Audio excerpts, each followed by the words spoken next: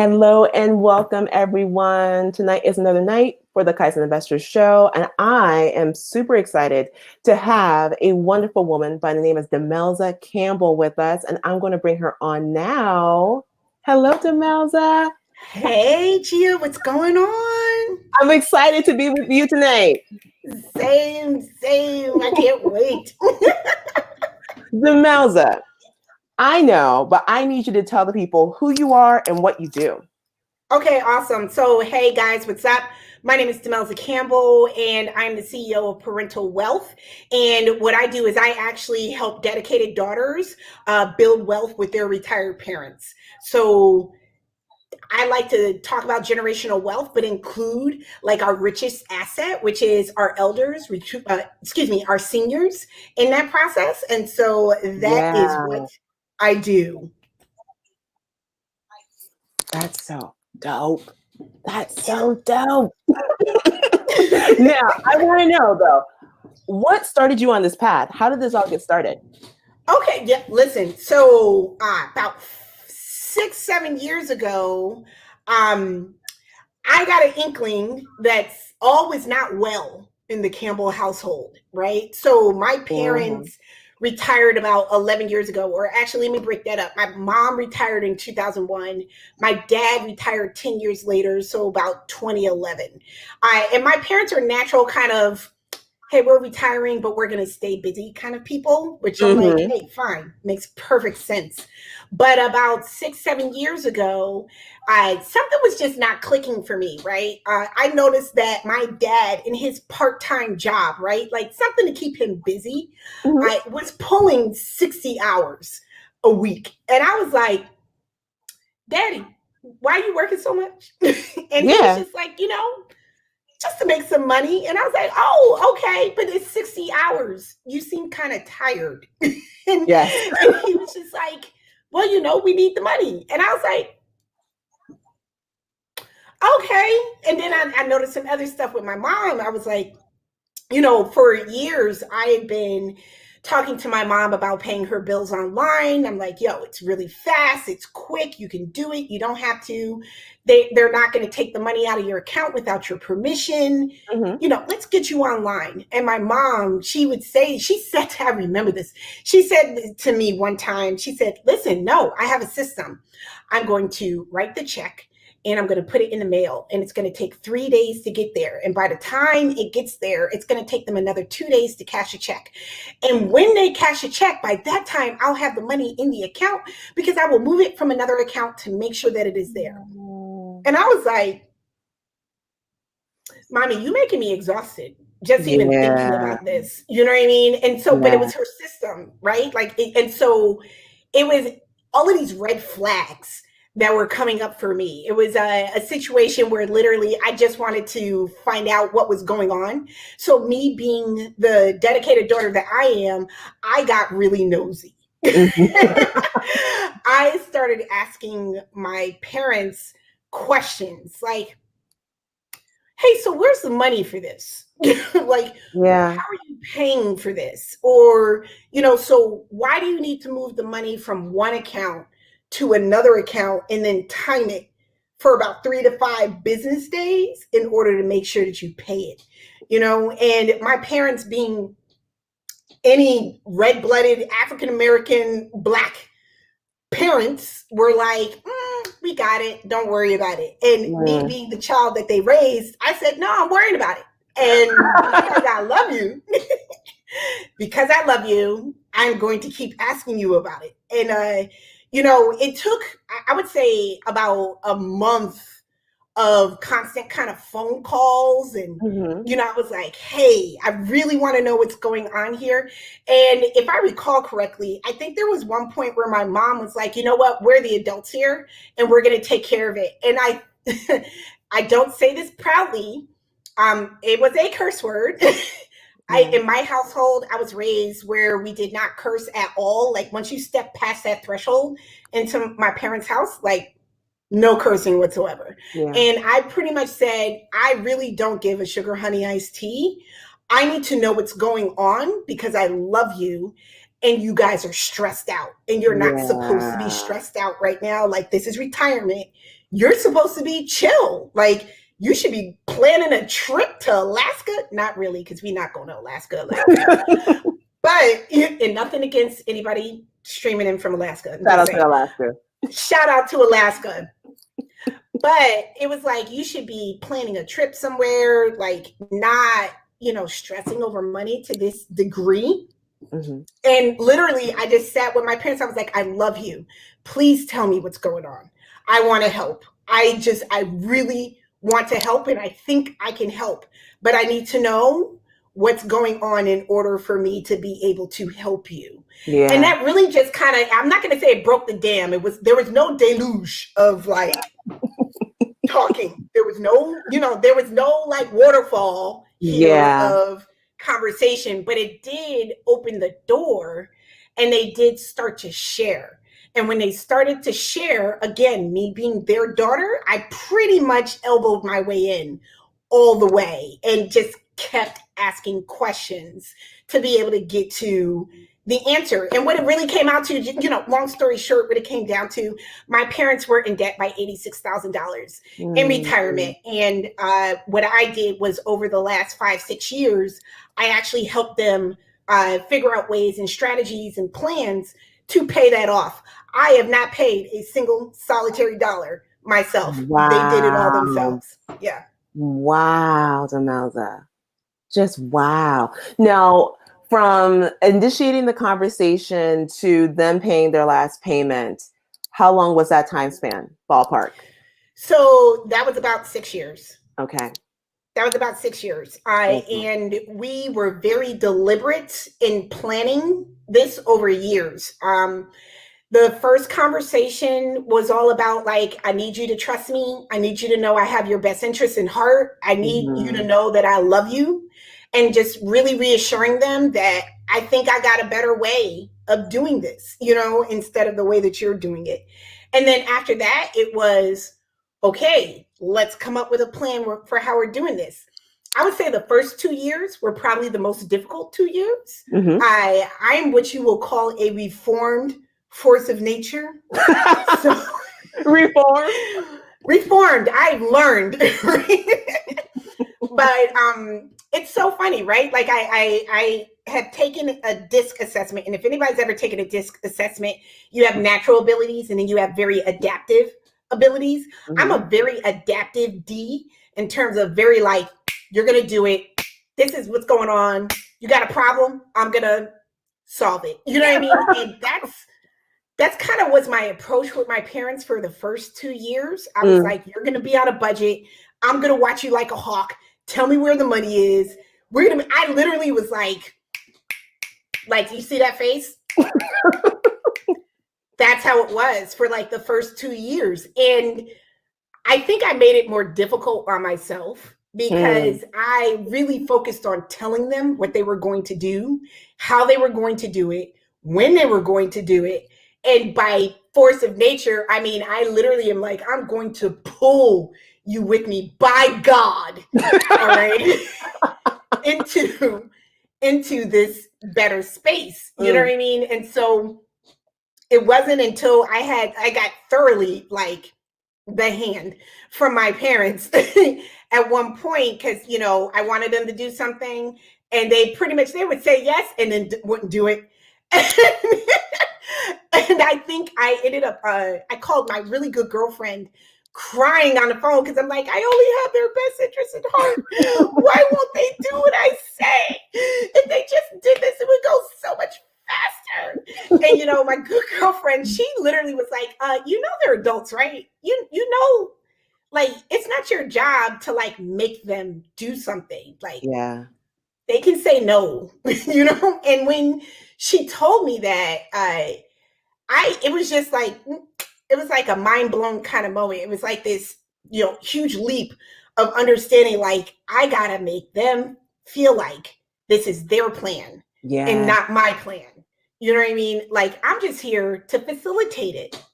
I'm just here to help. Here's the strategy, but you came up with the plan. You agreed to all of these things. And once that hit, oh my God, they were off for the races. Like they hit the ground running. And it was so interesting because I still remember when they only had, I think like 4 or 5 months left of payments. Mm-hmm. My dad is like a Southern Black man. Okay. Mm-hmm. Like I call him a hustler, but he wasn't really a hustler. Like he, had a white collar job, middle class, all that. But he was also a hustler. Like this is the man who taught me how to negotiate at flea markets. Like, I only got $5. Only got $5. And then he pull out like a stack of like 20s, but he's giving me $5, So I remember when my dad was like, he literally told me, it feels so good to not have to worry about this debt. He was like, I get to quit my job in about a year because he wanted to hit the pension. That's why he's a hustler. He just wanted to make sure he got that pension, right? Yeah. But he was just like, I get to quit. He was like, I'm tired of working. He's like, I'm tired. And I get to stop working and we're still good. And when he told me that, I was just like, whew. I got you, Daddy. I got you. So that's my story. That's how I really got started in this. This is, I am absolutely obsessed with like building wealth with like my elders, like even when they prickly, right? Because elders can be prickly. And like, but I also really strive to understand why and where it comes from with them. And at the same time, you got to understand in my family, listen, if you don't stand up for yourself, they roll all over you. So that's kind of the way I've always operated. Got it. Oh, gracious, Demelza. So many questions. Okay, let me focus. Okay. Number one, because I had to say the obvious, because I'm hearing all of this, and I'm thinking, wow, this is phenomenal. And I'm thinking about, how can I how can I apply this information with my parents? Mm-hmm. The first thing I'm thinking of, the Panamanian, they don't play that. Money, boom, block. Hard up block. Okay. Mm-hmm. It was hard enough trying to find out about my parents' life insurance policy, but I was like, but it's life insurance. I kind of need to know that. I need to know that. Yeah. I need to know that. And they're like, I will tell you. So I want you to talk about your skill that you share so beautifully on your page about starting conversations with your parents. What are some tips that you can share? Okay, so listen, so I want to talk first, right? So like, let's talk real quick. The diaspora is wide. Yes, ma'am. Like wide. So the Panamanian experience is going to be completely different from the Jamaican, completely different from the Trinidadian, completely different from the African American, right? Yeah. All of them are different. I think what it is important is to understand your parents best. Yeah. You know what I mean? Like you almost want to customize it. So like when you first go into talking about money, a big part of you wants to just kind of be quiet and not actually talk. You want to listen. You want to ask a question and then listen and try and understand from their perspective. What I like to tell people is your parents were whole human beings before they had you.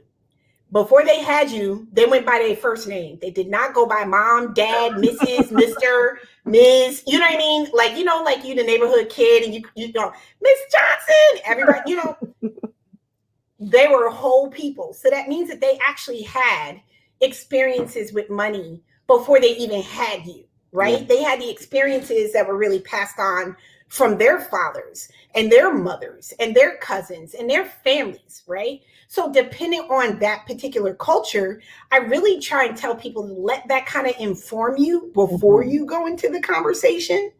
And then I really just say, ask something that shows that you care about them more than anything else, right? Most parents are really reluctant to be seen as not being able to handle anything. That's number one, right?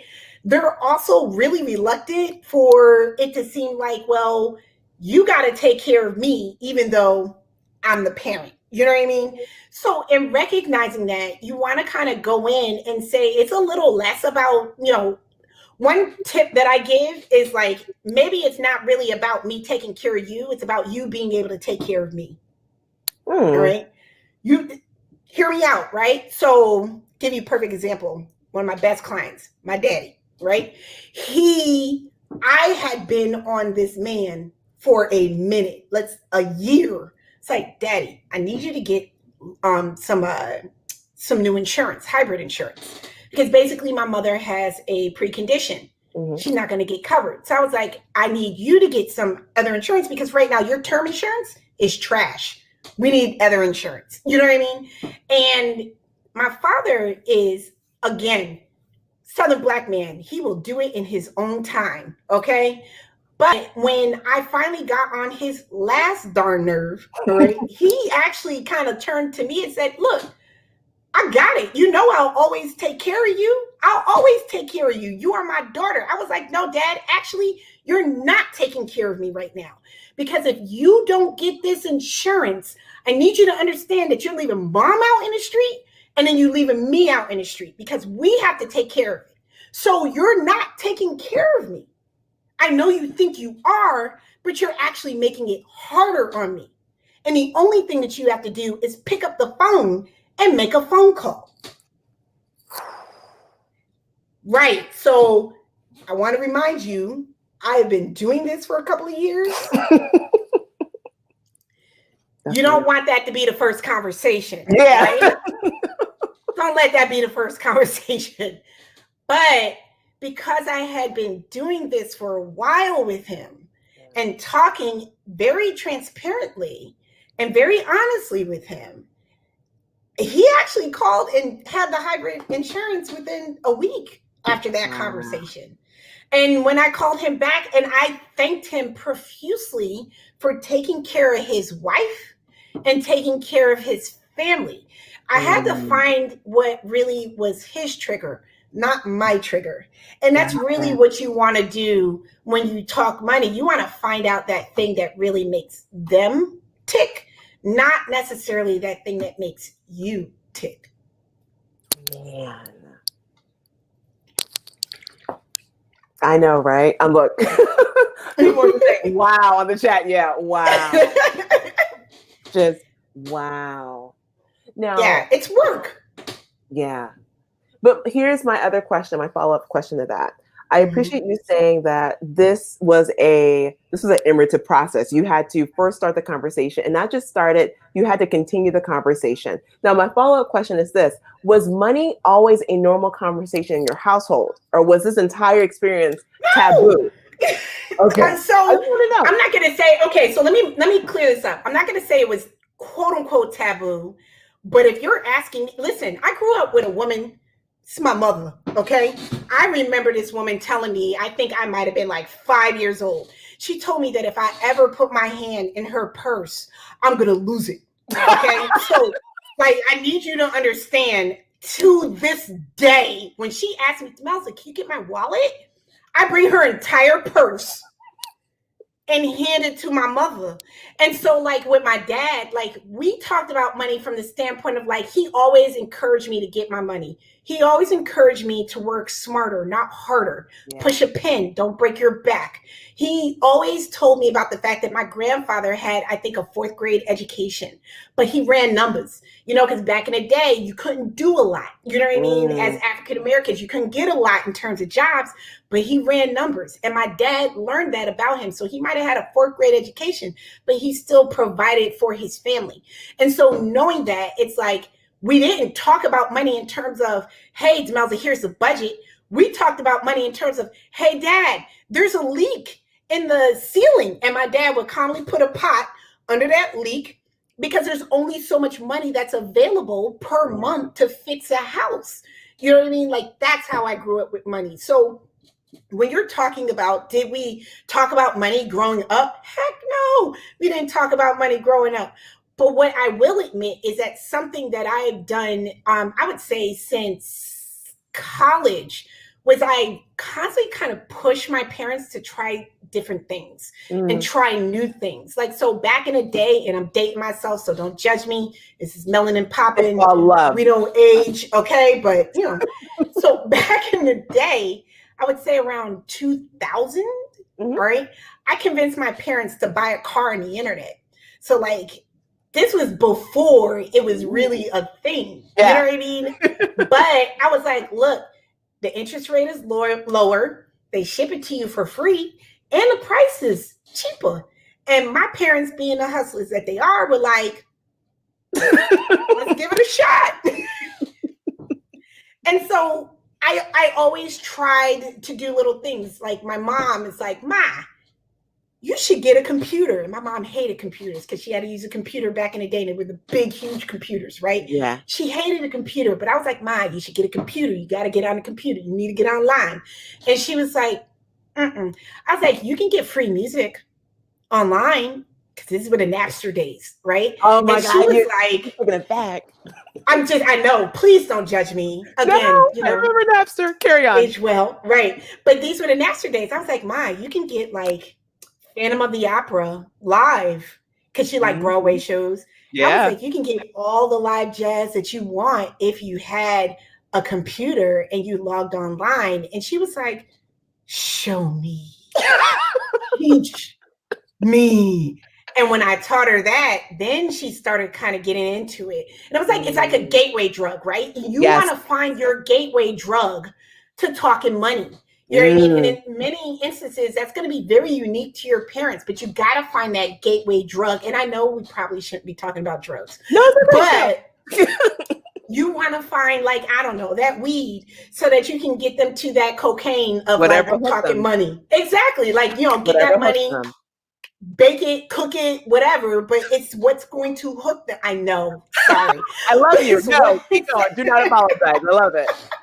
But it's what's going to get them going and what's going to hook them. And then you use the results to keep them there. So that's a big part of talking money. If y'all ain't taking notes by this point, I'm disappointed in you because that was fire right there. So for your parents to know their triggers, to use that as a segue to talk about money and get the conversation going. Now, after we get the conversation going, what are some basic gems we should be finding out about our parents' financial situation so that we can build a strategy to assist them? Okay, so I actually kind of have a framework that I kind of use right now, right? So the first one is you want to talk money. It's first up. After that, you want to reframe retirement. You got to restructure it. Yeah. So, okay, when you hear the word retirement, like, what do you think? I think of like an AARP article and like two white people golfing. Or on a boat, right? Like, unfortunately, by virtue of like, I think, like, so for in terms of the African American experience, I'll speak from that. Like, to me, retirement has always been like, oh, rich white people on a boat, you know, going skiing and, you know, living their best lives. And I think by virtue of seeing like what happened with my maternal grandmother, that it did not seem to be Black people on a boat living their best lives and golfing and skiing, you know, or jumping out of planes, you know, like the Bushes or whatever. You know what I mean? What retirement was to me, by virtue of what happened with my maternal grandmother, was she took in extra kids. Okay. She stopped traveling. She stopped doing what she wanted to do. And in my opinion, she died early from the stress. Okay. And so when I saw that, I was like, that's not happening to my parents. Like, it's not happening to my parents. So you have to reframe retirement because you don't know what they see retirement as. Like, you got to find that out. You know what I mean? Like, what do you see retirement as? Like, do you think you can do X? Do you think you can be on a boat? You know what I mean? Like, for a lot of like Black people of a certain age, the idea of them being able to be on a boat in peace is completely foreign. Yeah. And so it's like, if they have nothing to strive for, again, gateway drug, they got to have something to strive for, right? So you really want to talk money. You want to reframe retirement. You want to talk generational wealth, right? Because real talk, hey, have you guys thought about leaving money to your kids or your grandkids? Like, again, I want to caution y'all. I have kind of trained up folks to get these conversations. But also with my clients, I talk just this bluntly. I'm asking you some questions. My goal is to be transparent and vulnerable with you. It is not to just be rude, but there are a lot of people who will instantly say that I'm being rude because I'm asking that question. And I push back a little bit on that because I'm like, listen, you're coming to me for help. And in order for me to be able to help you, I got to ask questions. And I'm asking you to be just as transparent and vulnerable with me that I am going to be with you. I will not do anything to you that I have not already done to my own parents. I need you to understand. Right now, you are like my auntie and uncle, or you my cousin. If you're a kid, KID, key independence driver, right? I like who is that. Concerned about their own parents. You know what I mean? So like, hey, you're my cousin, but they're my auntie and uncle. Like, we're family. So that means I get to treat you with respect, and I could probably get away with a lot more than a stranger could. So that's what I'm going to do. So after we talk money, we reframe retirement, we talk generational wealth, then we get to talk about aging in power. Okay? Right. Wow. So, yeah. So if you go online and do searches, you got all of these things about aging in place, which is where you'll see a lot of seniors who want to stay in their house. And this is what I see. So I'm apologizing in advance if this is offensive. But what I see is you got seniors who stay in the house and they basically wait to die. All right. Like, they are living with the same old Formica countertops. Oh God, yes. They got a couch from 1975 that has a permanent imprint of their butt and their head sweat in it. Okay. Nobody comes to see them. It smells like daggone mothballs. The house is falling apart.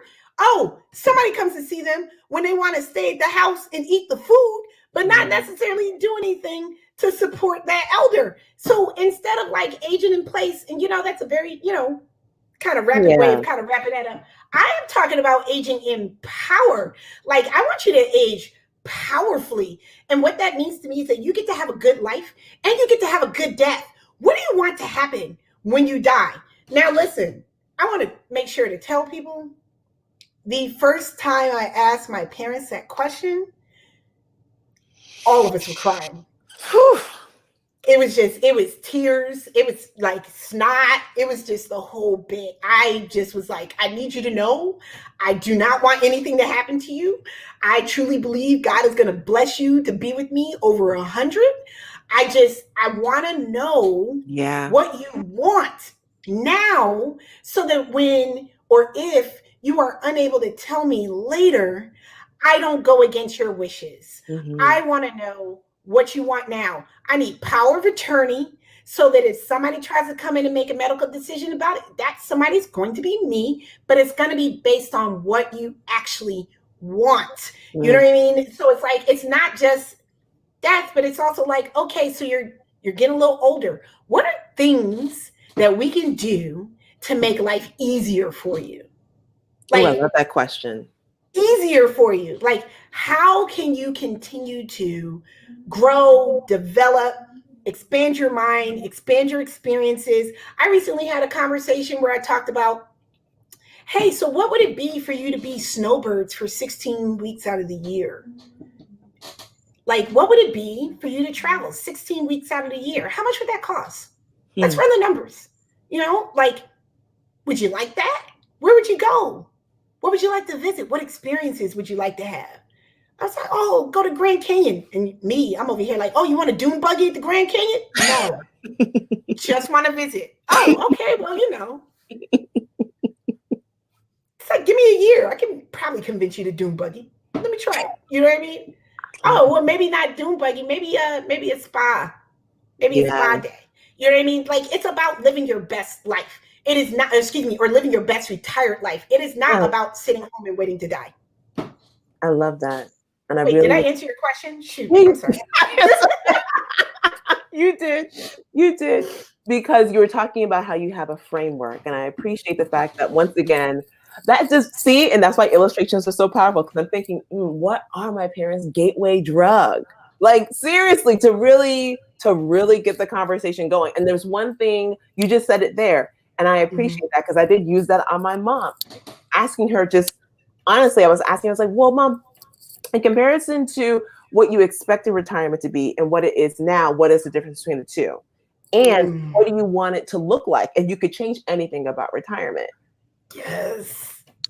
And once again, and I just, I asked a question and I just sat there. Step back. It's not a big, like, don't sit here preparing PowerPoint presentations about how fabulous you are with financial independence. I'm gonna tell you right now, they don't care.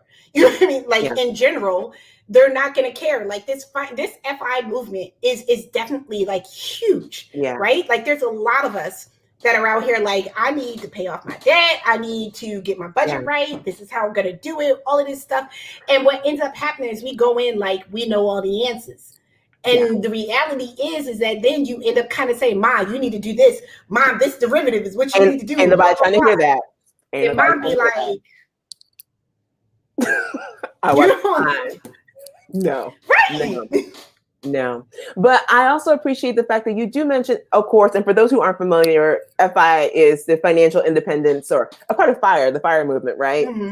Retire, all that jazz. But still, wealth is much more than being debt free, which you also touch on, because for our senior for our senior community, our parents, the goal isn't necessarily to be debt free, but to be more comfortable financially.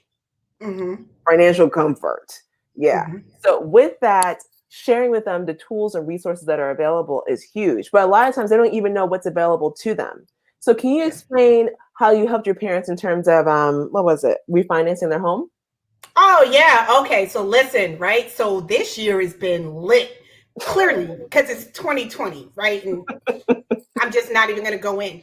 But here's the thing, right? Before all of this happened, way back in like January, I was like, yo, these rates are crazy. Let me refinance my home. You know what I mean? And during COVID, by virtue of COVID, I ended up talking to my parents a lot more, right? Because I'm making sure everybody's safe. They're staying their butts at home, which my dad tried to do a couple of breakouts. And I was like, I literally said, don't make me come down there. I was like, oh my God. Okay.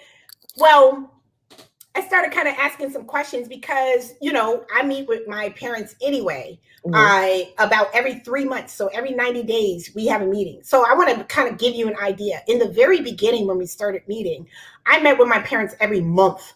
Okay. So like they live about 2.5 hours away from me. Every month we would have a meeting when they first started. And that did not include the phone calls, the conference calls that we had. Like it literally was like, it's like therapy. And if anybody's ever gone to therapy in the beginning, you tend to go a little bit more often in the beginning. And then it's like, okay, we've got kind of a level set. We understand what we're working with. And then it kind of spreads out. So I totally lost train of thought. What was the question again? I can admit that, though. I can admit that. It's okay. It's all right. I was trying to share a little bit more about how you got your parents to refinance their home. Oh, thank you. So I actually ended up asking my dad a bunch of questions because I was like, I got my house refinanced, right? Like, just talking and sharing like money. I was like, Dad, that's how much I saved. It's money in the pocket, all of that. And he was like, oh, that's nice. That's nice. That's nice. I was like, Daddy, I'm telling you because I need to know how much your interest rate is. And he was like, oh, I'm not sure. And I was like, Daddy, I need you to find out. That's your homework. Find out what the interest rate is. Call me back on Wednesday. You know what I mean? So he found out what the interest rate was. I think he was paying like 5.75 or 5.25%, something like that. And I was like, oh, heck no. I was like, y'all about to refinance the house. Now, what's key, and so this goes back to what I was saying before, right? Like we have all of this information and we think it's as easy as just sharing a meme or sharing IG. And it's not that easy, right? Like, so one thing that was very key in understanding, like with my own parents, how households divvy up tasks. For the longest time, as I was growing up, my dad would take care of the taxes. My mom would take care of the monthly budget, right? That's how they broke it up. When I started working with them, I was like, that's not happening anymore because she's stressed out because you get to only come in once a year. No, y'all are partners. You both get to understand what's going on with the money. So Dad, you have an assignment, and Mom, you have an assignment. Everybody gets homework. I have an assignment. I got to do research too. Everybody gets homework. So with my dad, I told him to give a call to a couple of banks and credit unions, and I was like, let's start shopping around for this refinance. Mm-hmm. Where it got interesting was the fact that a lot of refinancing now takes place online. So with my father, he has not been as up on getting online. I think he just got a Samsung tablet, I want to say 2 years ago, and he used it for 4 things. That's it. Yeah. He only uses it. He uses it for, New York Post. He reads it religiously. He checks his numbers. He maybe reads the New York Times, and he's like, I'm done. Yeah. So when it came down to doing that, I had to walk him through the process. I literally told him in advance, I was like, I need you to get everything. I need you to know exactly how much money is in your IRA. You probably have to get the paperwork. You need to make phone calls. Be prepared. This is going to be a process. He spent all day one day trying to fill in the application. He couldn't fill it in. He calls me. He's like, Demelza, I have tried to fill this in, and it's not working. And I was like, all right, let's set a meeting for tomorrow night. Give me the passwords. I will fill it in, but you're going to be on the phone so I can ask you the questions. And then that way I'm still answering the questions and I'm filling it in because it's easier for me to do it than for you to do it. Like if I force you to do it, it's going to take us 6 hours. But if I do it, it's only going to take us maybe an hour and a half. We did that and it got the ball rolling and everything else was on him. He set the meetings with the credit union. He took the phone calls. He made phone calls to his IRA because even though I told Dad, hey, you might want to go online for this, he didn't do it. So he had to do it the hard way. And that's okay, right? Because sometimes that's what everybody needs to learn. You got to do it the hard way. Yeah. The point is that my dad, by virtue of the fact that we've been doing this work for a while, he goes, how about we consolidate these cars too? And I'll go, I like that. I was like, what's the interest rate that you're paying on the cars? Oh, what's the interest rate that you might have with the house? Oh, what's the equity? Okay. And how many years? I was like, go for it.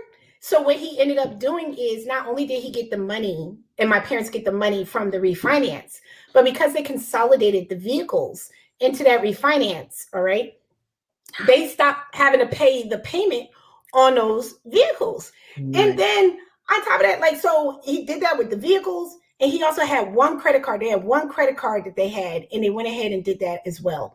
So they ended up going from like maybe having about $400 extra a month to having about $1,200 extra. Wow. Yeah. And I was like, wow. Yeah. I was like, you guys are making me so proud. Wow. They just started figuring out things themselves, right? Like, and even like recently, my mom, she hit me with the 1-2 whack bam too, where she was like, we decided to purchase an annual agreement with Best Buy Geek Squad. Okay. And look, Best Buy, if you use this, you're going to need to like come for like to us about this. Okay. Just want to put that out there. And I literally was like, why? How much is that? And she was like, $200. I was like, Ma, like, really? And she was a year or a month?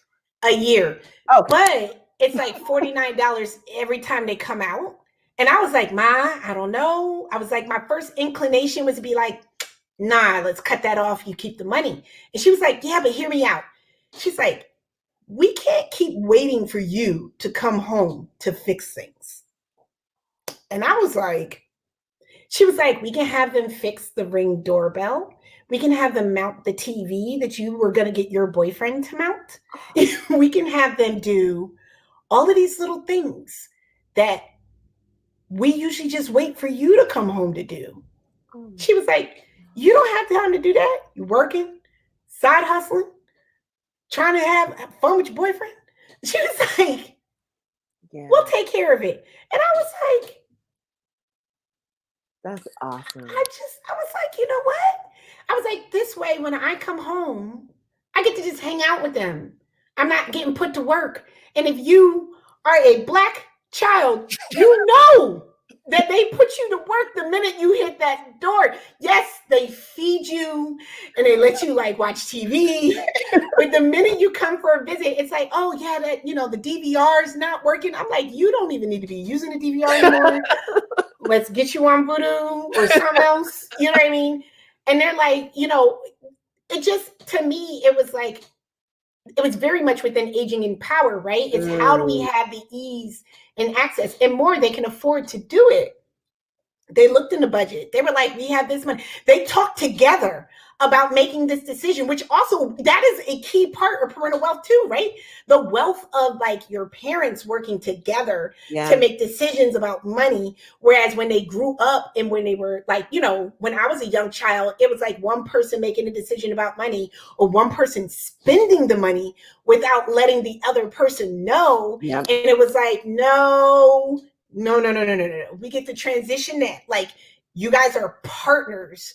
You're partners. And then there's also like the other part, right? Like, so when you have a parent who maybe feels like another parent is like supporting them more as women, how do we feel, right? How does that really show up? Sometimes that shows up as us thinking, hey, well, maybe I shouldn't ask for any extra money for something because they're already taking care of the household.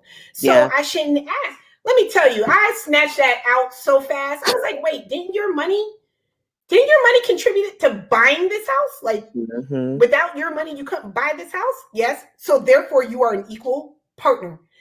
You get to ask for more money. Matter of fact, let's just take the asking out. Here's the budget money, the line item that you can use. No more asking. Here's the line item. And that way, like, the energy is not on there. Tell me if I'm talking too much, though. Sorry. No, I love it. No. I love it. I love it. I want to know this, though. When you work with your clients, right, what are some common roadblocks you have to work them through in order for them to get the ball rolling?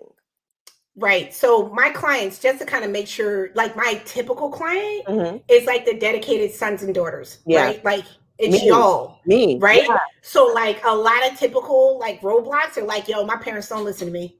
Yeah.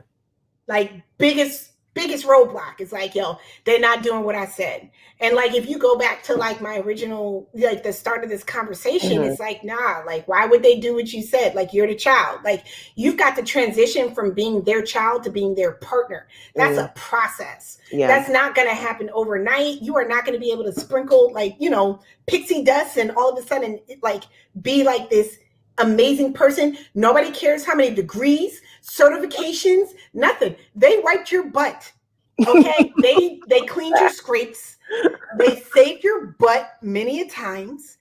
They don't care. So you've got to really start with, how do I transition from being like that child to being that partner? And also know that it is going to be a process, and it is a strategy to be patient with that process. I appreciate that. Now, to my beautiful people on Instagram land, I am getting the timer. So don't miss out on this conversation. Hit the link in my bio and join us on YouTube. It's popping over here. I'm just saying, she's dropping gems. I don't want you to miss out. All right.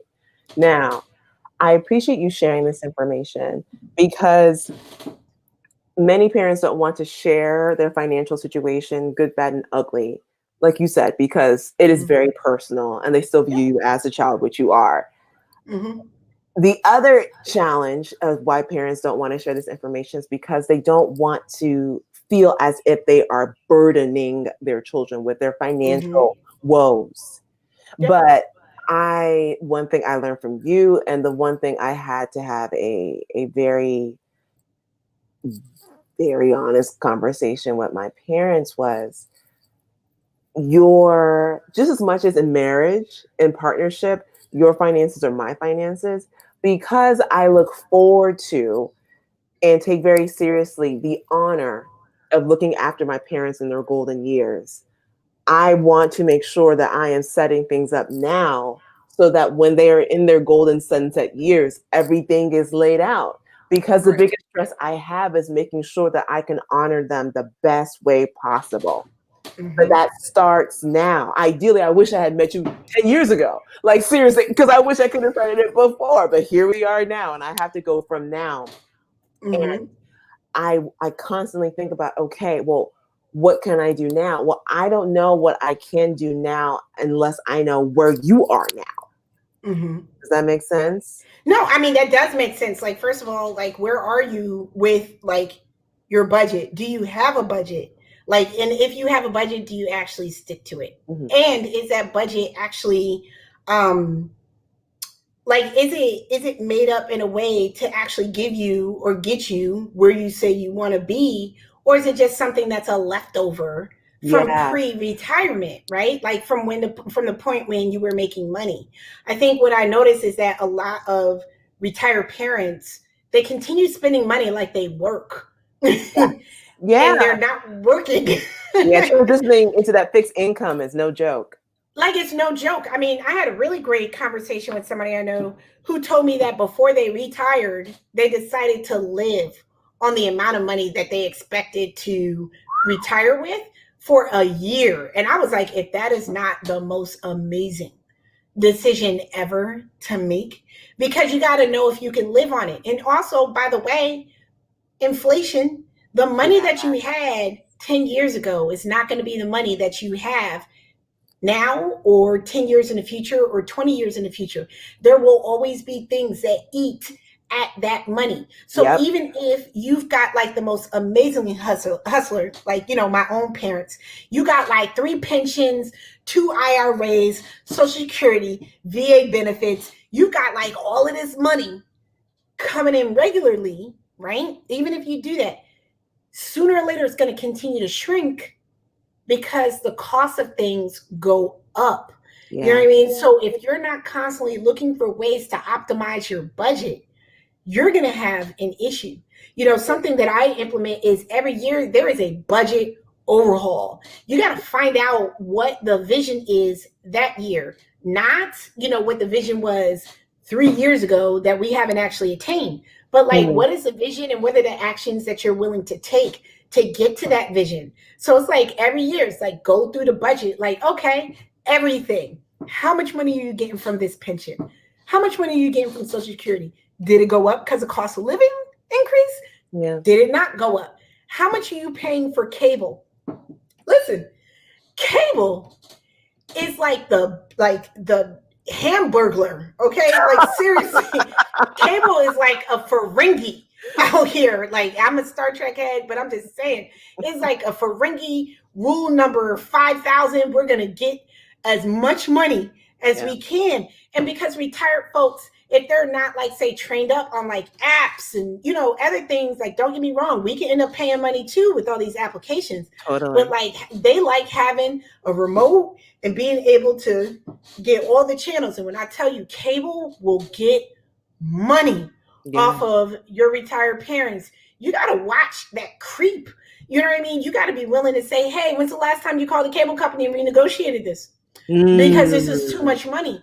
And that's another thing. A lot of folks that are retired, they tend to just kind of set it and forget it. With a lot of these things that they subscribe to or they get charges from, it's like, that is why you go through it every year. How much are you paying for this? Oh, well, let's look at last year's budget. Or let's look at the budget 3 years ago. You used to be paying this. Now you're paying this. Maybe it's time to shop around. Okay, let's find something else. Let's look for a different insurance unless these people are willing to cut a deal. You know what I mean? But like, if you forget about it, you just keep paying it. I'm like, but that's money that can go somewhere else. So where do you really want the money to go? Nice. Very, very nice. I love that. Now I'll have to do that with my parents. See, where's my notepad? Seriously, I always have my notepad nearby. I do. Now, when you're working with your clients, what is the normal time period? And, actually, no, before I do that, stop.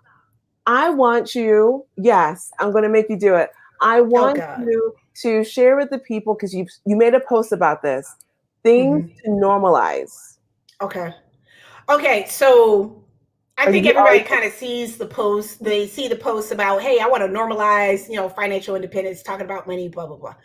I kind of looked at that and was like, I feel like there's some other things that I want to normalize us talking about with our family members, right? Yeah. I want to normalize talking money with retired parents, period. Like this whole idea that it's taboo, I'm like, yo, kick it to the curb. I want to talk about financial independence after retirement, not just financial independence, retire early, because you can retire early, but what happens in retirement, right?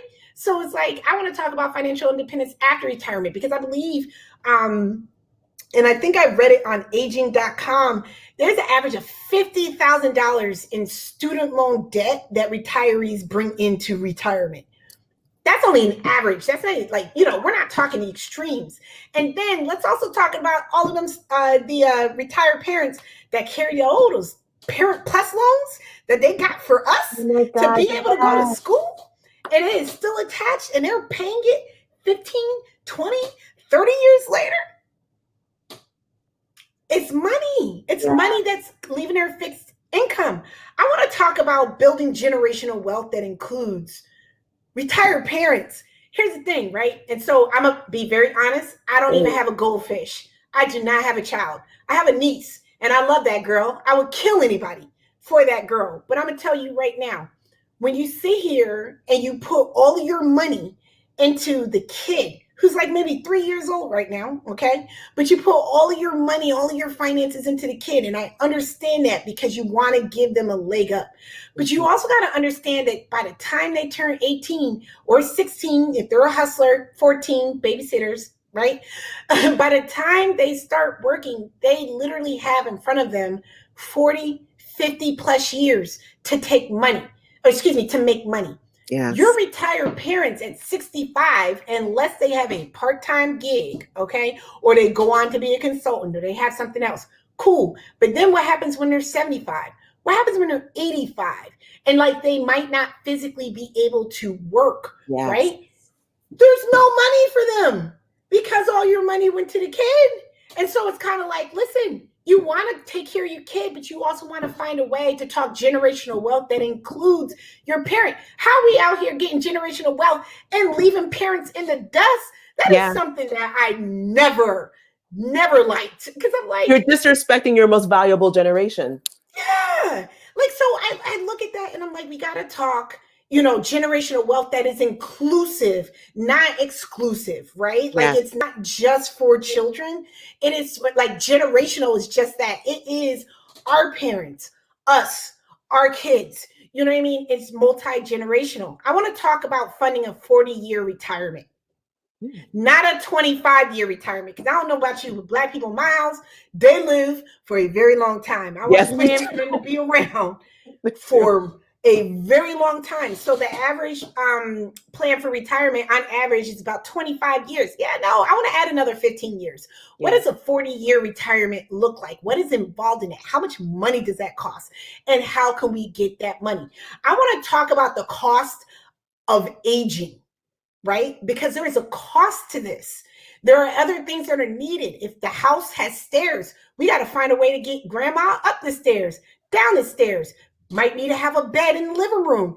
It's like the cost of like aging in terms of arthritis, dementia, Alzheimer's, other healthcare costs. I think, or not even I think, it's on a balance.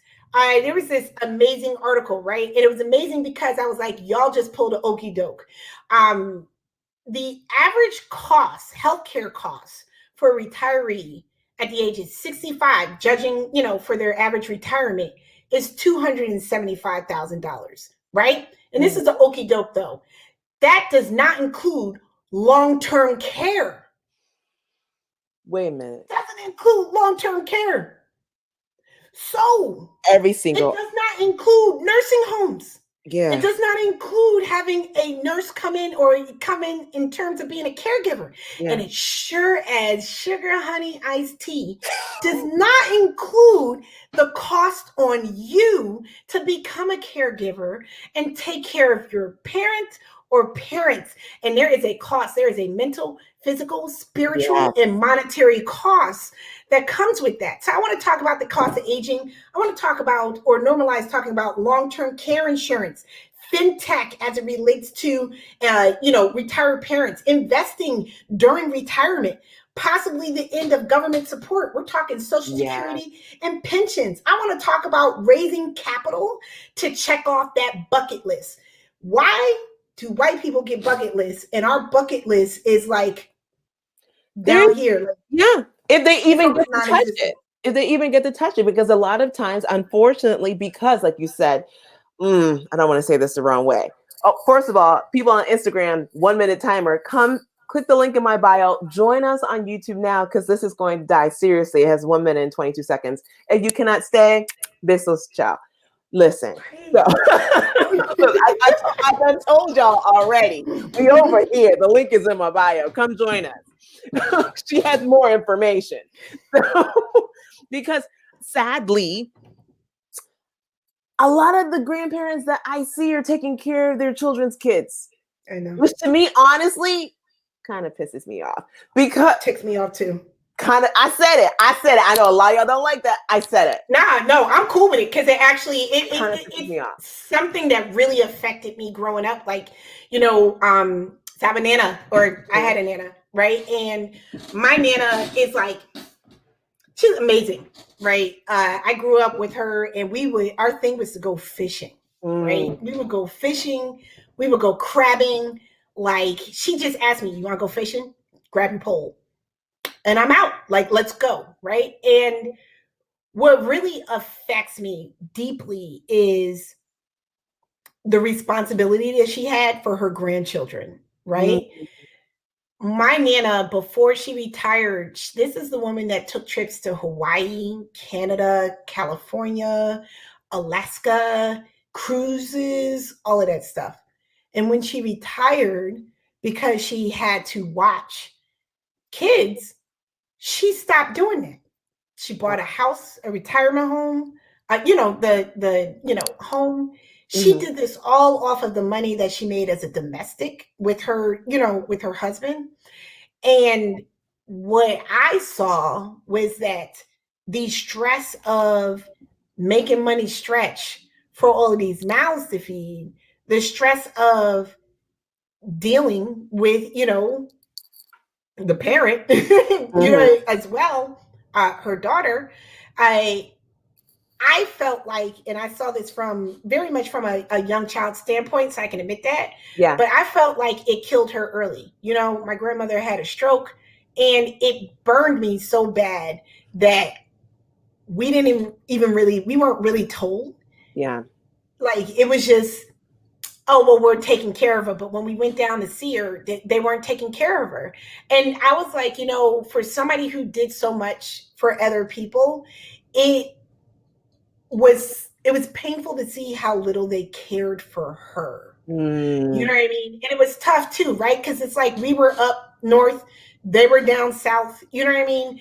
And it was challenging. So this is like my mother's great aunt technically, but this is also the woman that adopted my mom when my mother died. So it was like she was more of a mother to my mom, and that's why I call her like my grandmother, but she was like my nana. You know what I mean? And so when I look at that, I'm like, we have to do a better job of getting like the money together to take care of our richest asset, our richest cultural asset, which is our elders. Like, the respect that they deserve is ridiculous. You know what I mean? Like, and I like to tell people this, look, I understand that everybody doesn't have a great relationship with parents and grandparents. I understand that. And I'm gonna tell you right now, I am not a therapist. It's not my job. I really recommend that people work on that relationship with professional support on that. Like, if it's like that, like y'all are not even talking to each other kind of level, you want to work on that with professional support for that relationship. But I will also say that it's important for us to get a handle on the money. I would have liked to have known, like, what does my grandmother want? But we couldn't ask her because she had a stroke, and then from there she basically wasted away. You know what I mean? And so it's like, I want to know, like, I use that to form my conversations with everybody. I'm like, I want to know, like, before we have an issue, not after we have an issue. I appreciate that. So that actually was good. Yeah. So normalize this was, planning a good death. That was it, right? I want to plan a good death. I want to normalize talking about inheritances and protecting assets. And I definitely want to normalize identifying and reporting elder abuse. Because I think that, yeah, like, right? Like, so if you got your cousin Peanut and Peanut is staying with grandma and grandma is not getting taken care of, but Peanut's sitting pretty, yeah, no, that's not happening. You know what I mean? So I want to normalize talking about elder abuse. Like, we got to be able to spot it and we got to take care of our family. I appreciate that. I had to shout out my dear Enchanta. Hello, Enchanta. Enchanta's here every Sunday faithfully. I appreciate your support, Enchanta. Thank you so much. And hello, Oriana. Thank you so much for joining us tonight. Thank you guys so much. Now, here is the golden question. Okay. Outside of starting the conversation, are there any resources, tools that we can do? What are basically, no, let me take that question back. Demelza, what are the next steps?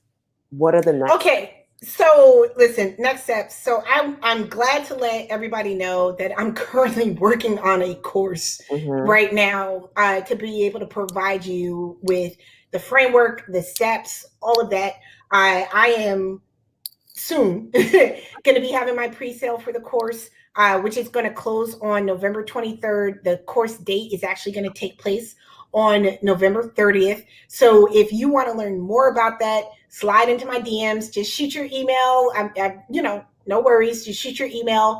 I'll gather it. And when the course opens up for pre-sales, I will let you know what's going on. I think there's so many aspects of parental wealth to talk about, right? And I think the first and biggest one is really just communicating that how important it is to even have a conversation about your retired parents' money situation, whatever situation it is. It's like, it's by even being brave enough or courageous enough to say that, you start to see things shift. Even if you are the most scared person, I'm gonna tell you this right now. You could be scared of like crossing this unseen line of disrespect. I'm gonna tell you right now, I am more scared of not having enough money to take care of my parents. I'm more scared of my mama having to move into my house because she takes over my entire kitchen and it will no longer be my house. I am more scared of not being able to ensure that my parents have a good death. That scares me more than potentially tripping over some unseen tripwire, because the reality is that what is the basis of it is that, look, I love you enough to talk to you about something that is difficult. Yeah.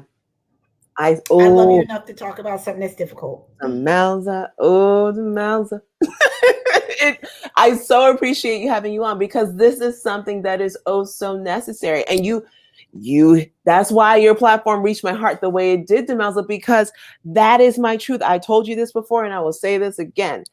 For those who do not know me personally, my mother is a retired nurse. She used to work in a nursing home. As a kid, every summer, I used to go and help out volunteering at the nursing home.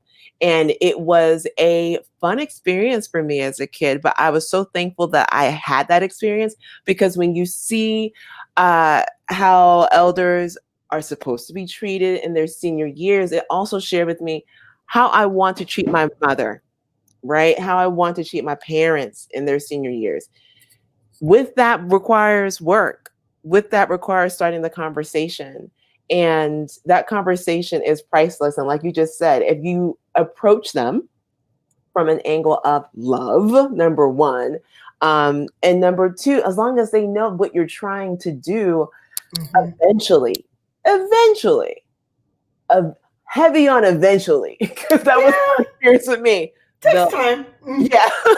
They'll open up. And we'll keep it a buck. I'm going to keep it 100 with you.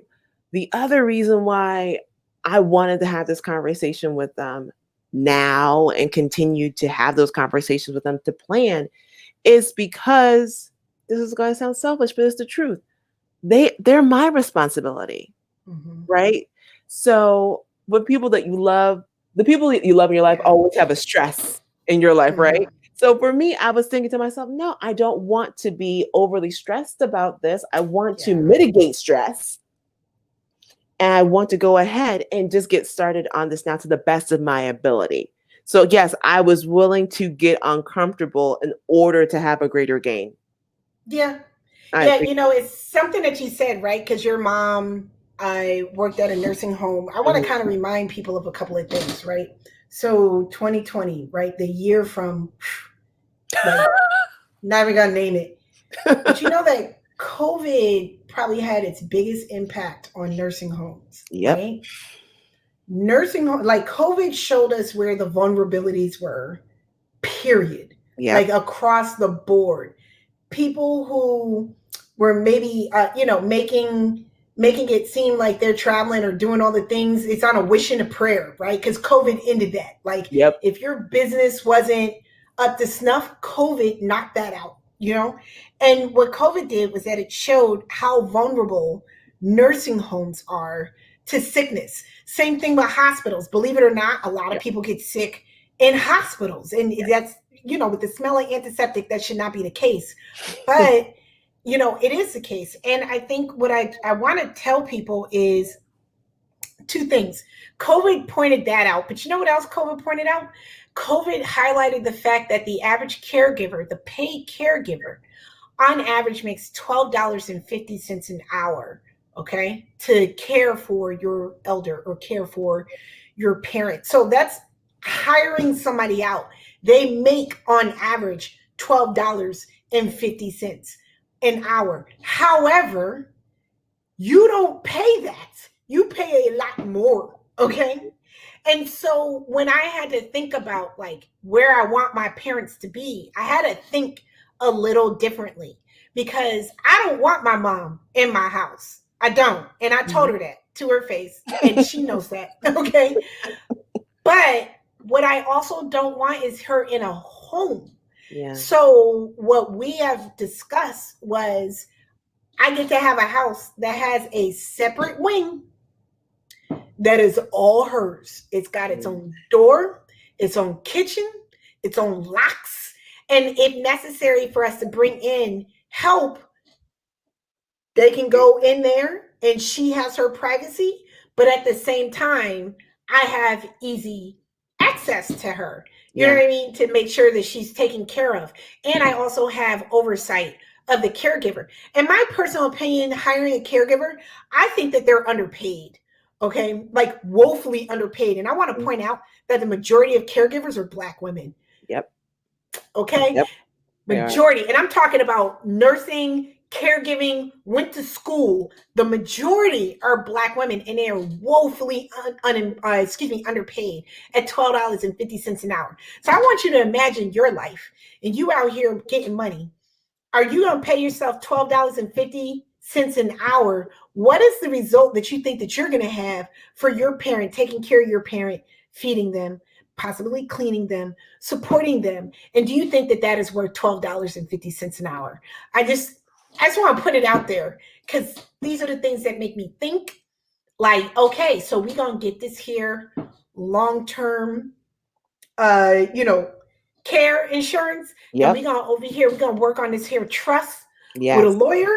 And we're going, oh, what's going on with Medicaid or Medicare? You know what I mean? Like basically it's like it's getting your ducks in a row, but it's getting them in a row with your retired parent, not after the fact when maybe yes, you're dealing with like grief, you're dealing with like pain, you're yes. dealing with trying to like process that your parent maybe might not be the same person right now, and you want to get to that joy. So I'm actually going to be talking about caregiving a lot more, like the financial cost of caregiving, a lot more in the coming weeks on IG. So keep an eye out Mhm. about that because I think that it's really important. I'm looking forward to those lives. I really, really am. I'll be there. I'll be there. So for people to find out more about you, I have your email down here. You can email contact her. But where else are you on these social media streets, Demelza? Oh, so I am on Twitter. I'm gonna be real honest with y'all. I don't talk a lot on Twitter. You know what I Neither do mean? I. I did because it's just I find that I like IG a little bit more.